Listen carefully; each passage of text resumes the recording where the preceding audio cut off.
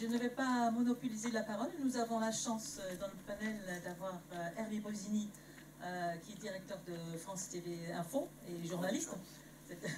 C'est une grande chance, je suis tout à fait d'accord. Il n'y a pas de catastrophe qui soit tombée, sinon il ne serait pas là, ça c'est sûr, puisque sa chaîne, j'appelle ça une chaîne quand même, hein, c'est un peu ça.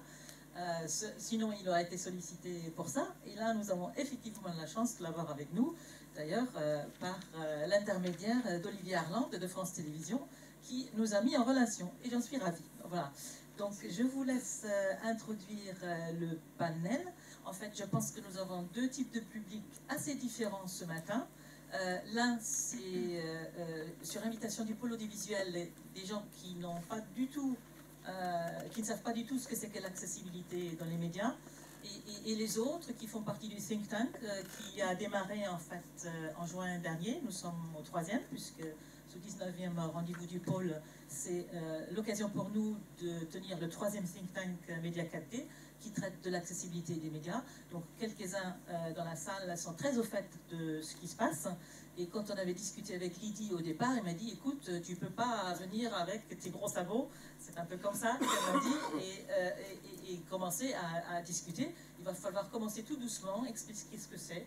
Et c'est comme ça qu'on a mis en place un panel pour aller crescendo, si vous voulez. Et enfin, je vous laisse introduire les choses, c'est sûr, mais avec Diane Marroger qui connaît par cœur les histoires d'accessibilité en la matière, et elle sortira des exemples concrets. Je ne sais pas si techniquement ça va parler, mais je sais qu'elle fait ça depuis toujours.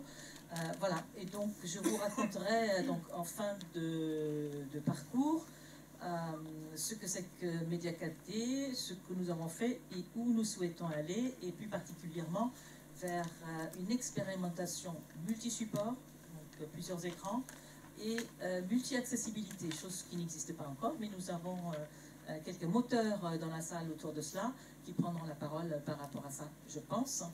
Et j'aimerais, si vous en êtes d'accord, aussi que ça puisse être assez interactif. Interactif, en fait, après chaque intervention, si vous le souhaitez, mais surtout aussi vers la fin pour qu'on puisse dresser des pistes sur où on veut aller, et ceux qui souhaitent nous rejoindre, pas de souci.